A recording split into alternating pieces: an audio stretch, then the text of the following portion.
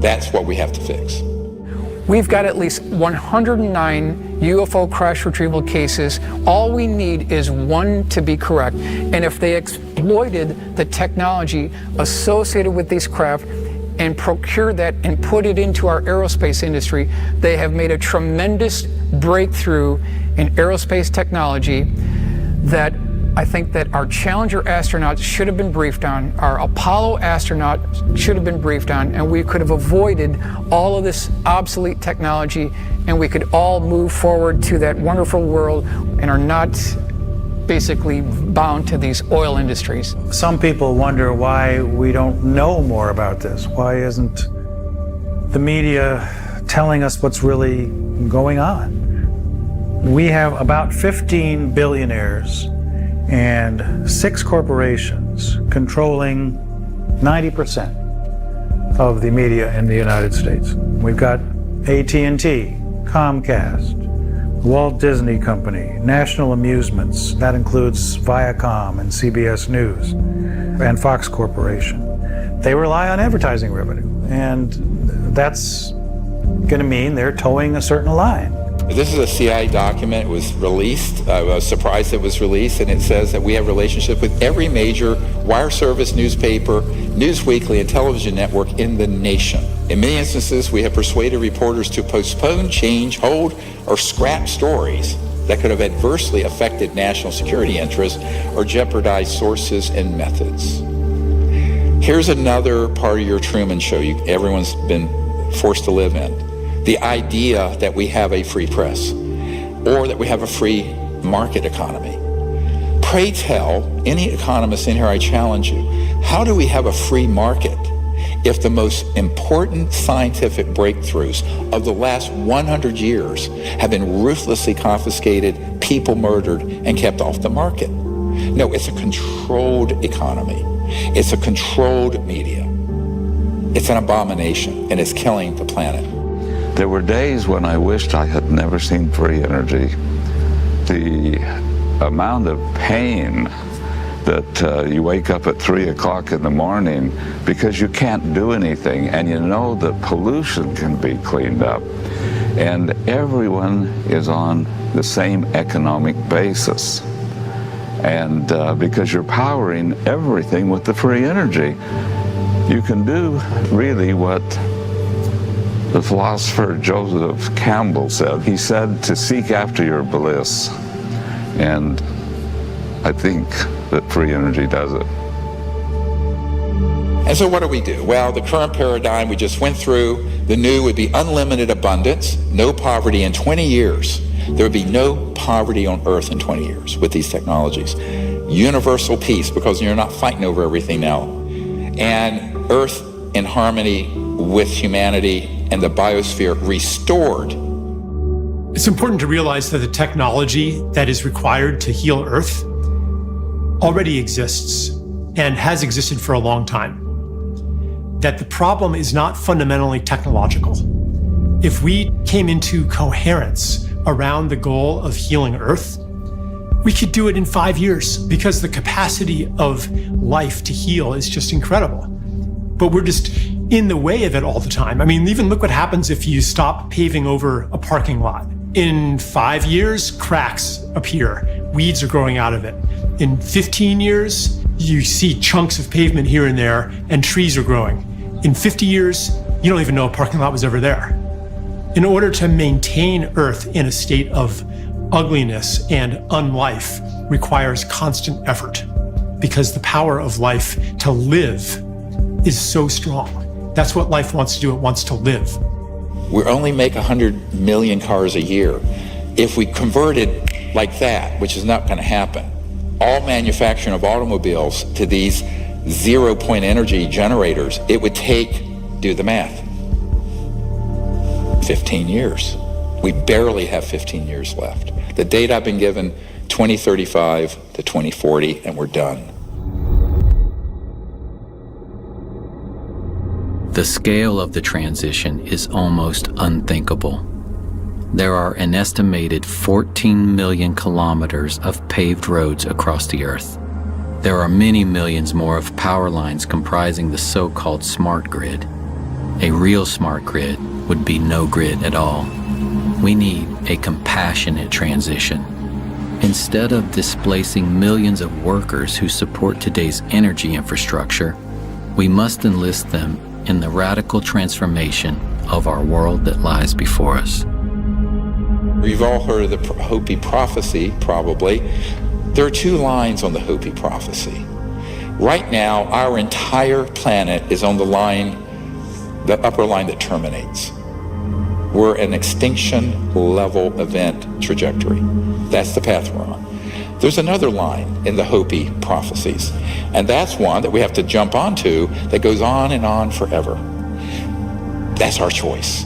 We, the people, have to choose it. It is not going to be done for you like a Ouija board in Washington or at Wall Street. We're going to have to unite and do this ourselves. You can imagine a civilization that has figured out the over-unity question as being one in which the centralization of power, and therefore the centralization of the inputs necessary for the growth of civilization, becomes more decentralized.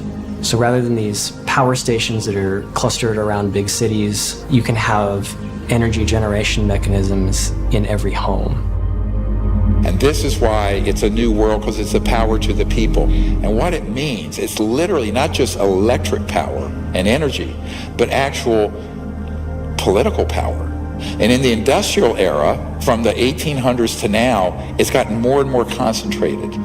This is going to return the power to every village and every person. Even the deserts shall bloom, as it says in the Bible. And in Africa and around the world, they're going to leapfrog past where we are with all this electricity and wiring and power lines and power plants like they did telephones. They went straight to cell.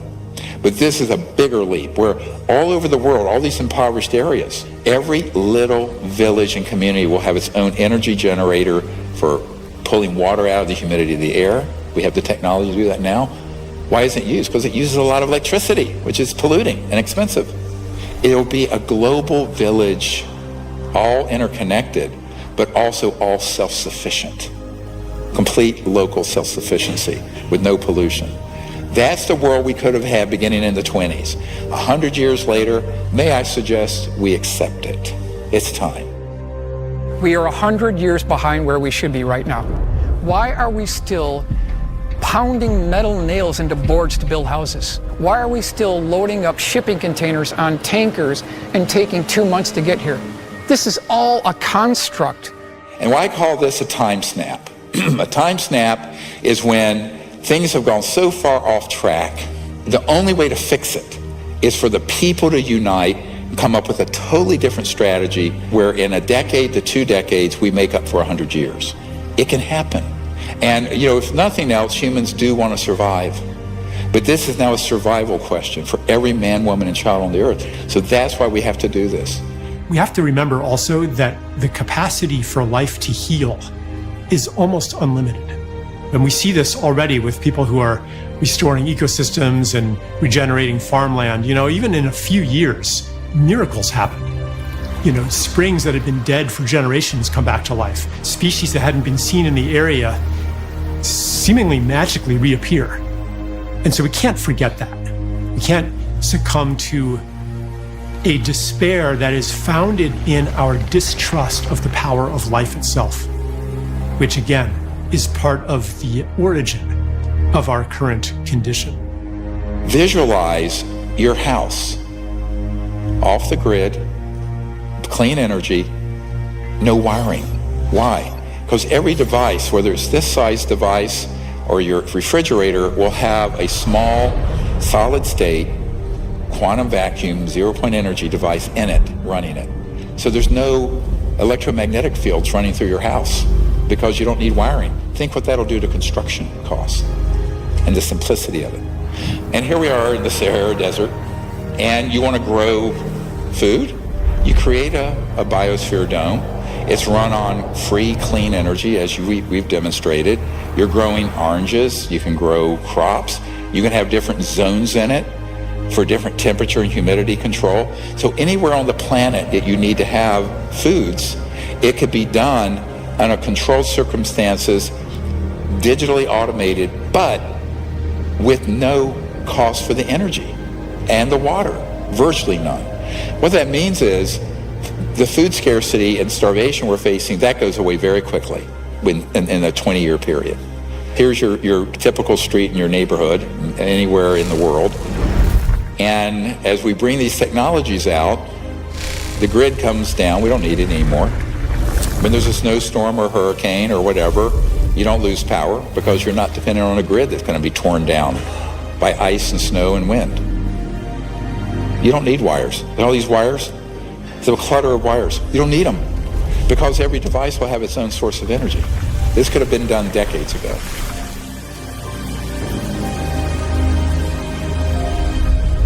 As we bring these out, all these freeways will be replaced. All the lines and power lines will go away. We can float above the surface. And in every city in the world, we're going to see this transformation. Every village in the world. And then we have these cities, eventually where you're just floating, there are guided pathways, the ground is pristine, and then we're going out into space. So everyone remember where our destiny is. Our destiny is not just Earth, it's the whole cosmos. How is that going to be possible? The only way we're allowed to go outside our solar system is if we become a peaceful civilization. Otherwise, it's locked down. We are considered a planet that is dangerous and armed. Each one of us is very invested in the world as it is. We've built careers, relationships, and goals based on a world that doesn't include ETs and anti-gravity and free energy and healing devices and all this cool, abundant stuff. And so we need to understand and really know if we are ready for that investment to be disrupted. So one of the most powerful things that any of us can do is to look in our own hearts, imagine the world that could be, and ask ourselves, are we ready for that? If the answer is yes, then hold that readiness in your heart in all the excitement that it's due. If the answer is no, if there are some lingering doubts or fears or concerns, then go into that. Follow that. That's an important thread that you can follow back to something inside of you that needs attention. It's that obstacle that may be keeping us from living in this new world.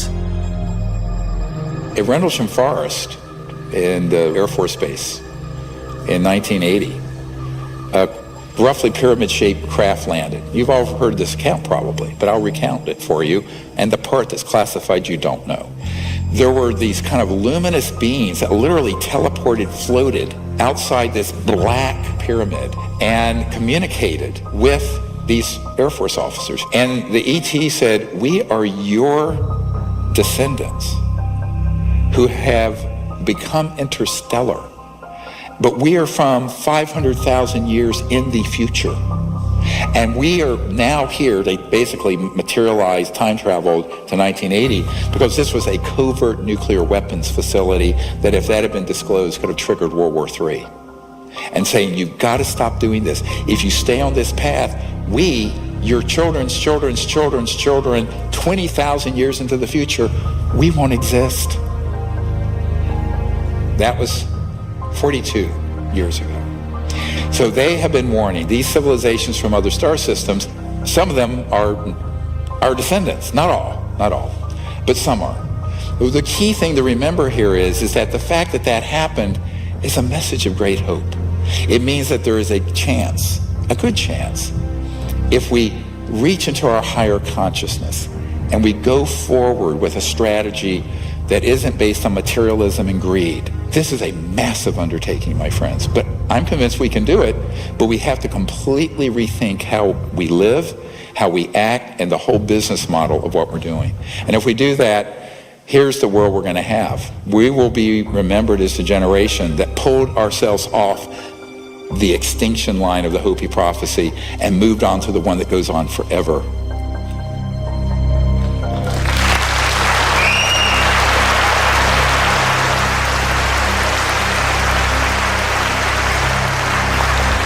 Thank you all.